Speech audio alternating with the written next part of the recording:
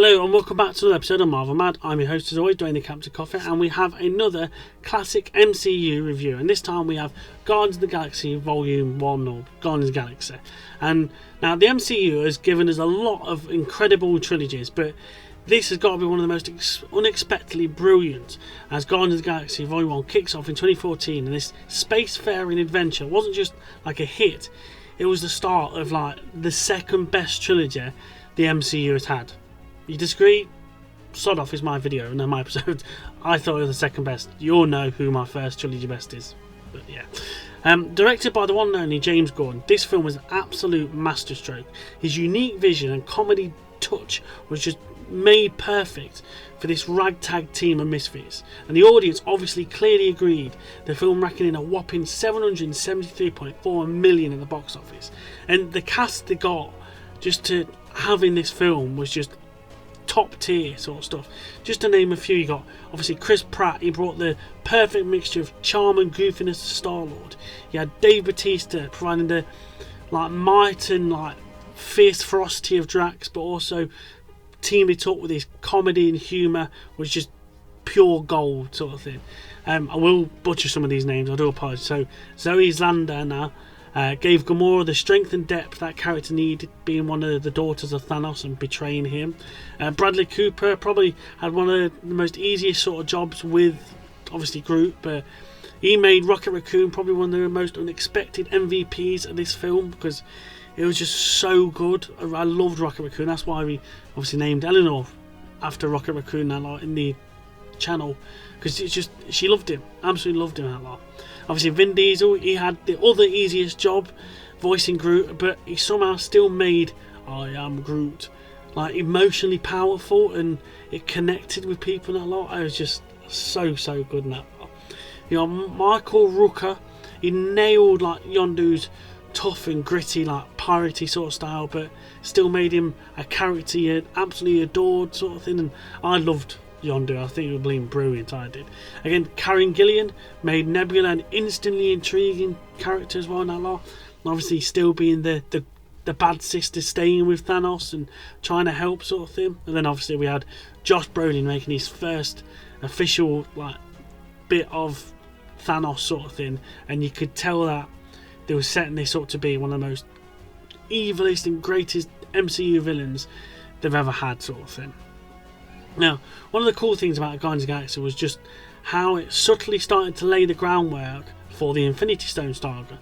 We get the first real look at Thanos, and the film makes him clear obviously he's the real big bad, and obviously the first sort of proper look at an Infinity Stone, how they explain it to her in the sky. And also a little like detail for me that I noticed watching the film, that when they arrest Groot and Rocket and that lot on the Yandar, thinking and when they arrest him, they actually refer to him as when they're going through all the like police files and stuff, as actually 89P13, which I didn't even realise, didn't even notice sort of thing until obviously later on down Guardians of the Galaxy Volume 3.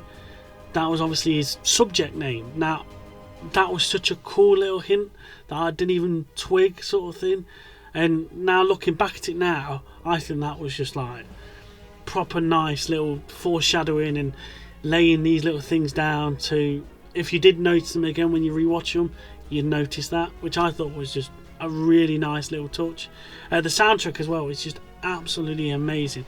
The awesome mix Volume 1 didn't just fit the movie, he elevated it to greatness and legendary sort of status. Every song was used perfectly, and it matched each scene's like mood and gave the film like a massively unique sort of feeling, which not many other soundtracks have. You got obviously the soundtrack for Winter Soldier and like the Avengers and stuff like that, but whenever you say Guardians of the Galaxy, each three of the films soundtrack is on point. Now let's talk about Ronan. Ronan the Accuser was okay. He wasn't the strongest MCU villain, or he wasn't going to ever like take over the world or anything like that, even though his plans were, but he sort of served the purpose okay for Guardians of the Galaxy. It was menacing and scary enough for the Guardians to be put together, but it wasn't going to really do anything much else, to be honest. And it wasn't a real worrying shock to be a great big bad guy in this. But when you watch this film, like, it's filled with so many like unforgettable moments. Like, it's just so good. Like the bit at the beginning where he's walking down, is like, like singing with the things, kicking all the stuff, and grabbing the Infinity Stone. You got the Nova Corps helping the Ravengers, and like them like teaming up together, and had the big shield to stop the like Ronan's ship. And I thought that was brilliant. And then speaking of that, I'll always call him Peter Seferiowicz, because I can never remember his names properly, but he only had a small role in this film, and when he died I really was gutted, because I really wanted to see him in other Guardians of the Galaxy films, because I think the chemistry he had between him, the other Nova Corp bloke, and then with Star-Lord and stuff like that, was so good in that lot. And I'll always, every time I see him in anything, he's always Pete from Shaun of the Dead. Like, Pete! No, I think he's dead. Honestly, so good. And yeah, hats off to Pete Seferiowicz. Brilliant character. And then the emotional weight of Groot's sacrifice at the end, like making the protection ball and saving them all from the like explosion and stuff like that. That was so sweet. And I always preferred Groot's original form. Like, I didn't mind it when he used like Baby Groot, Teenage Groot, and then the like Goliath sort of Groot at the end. But this form here, this is the one that I always liked to Groot's. I like so good. And then the only way this would ever work is in this film and having a dance off. There's no other way you could finish a film or save a universe with a dance off other than this film. It just, the daftness and just like what's his word is? Oh, I'm distracting you, you silly goose, or something like that. So funny like that, but it won't work in any other film. And then obviously they blow the thing up in his hammer, and Peter grabs the Infinity Stone a lot, and it sort of bonds them all to grab it and like set off the power to them. And then obviously they contain it back in the ball. That's when you sort of learn that he's half human, half like celestial alien god sort of thing. And it sort of sets up a nice personal journey for Star-Lord then, sort of thing, to find out where he actually come from and why is he so special and stuff like that sort of thing. That was really good. And obviously near the end you have Baby Groot in his little pod sort of thing, and they're regrowing him again sort of thing, and he's dancing to the music, and Drax is like,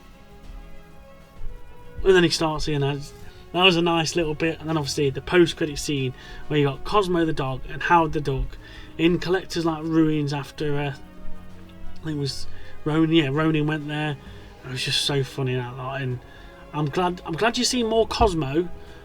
But the only time you've ever really seen Howard the Duck, I think, was in What If. So I'd like to see more Howard the Duck, because I love Howard the Duck. I think he's being funny as out, but yeah, that's another thing sort of thing. But all in all, this movie was everything an MCU film needed to be: funny, action-packed, emotional, and just pure entertainment for people to watch. And it was the start of an amazing trilogy of Guardians films, and it just, for each film, each one's, unlike the Iron Man films and the Thor films, like the Captain America films, each one just got better and better and better. And yeah, I absolutely adored these films. And Guardians of the Galaxy Volume 1, Guardians of the Galaxy 2014, however you want to call it, remains one of the most enjoyable entries in the MCU to date. And even a decade later, it still holds up as one of Marvel's finest space adventures. You could easily go back now and watch it over and over again, because you still sort of notice these little things like I did with the 89P13, and yeah, it just still holds up today in that lot. But what do you guys think? Where does Guardians of the Galaxy rank in your own MCU list? Let me know in the comment sections below. And as always, like, share and subscribe and all that jazz. Tell everybody about Marvel Mad and all the good things we do over here, and we'll see you all in the next episode. Keep on spacing.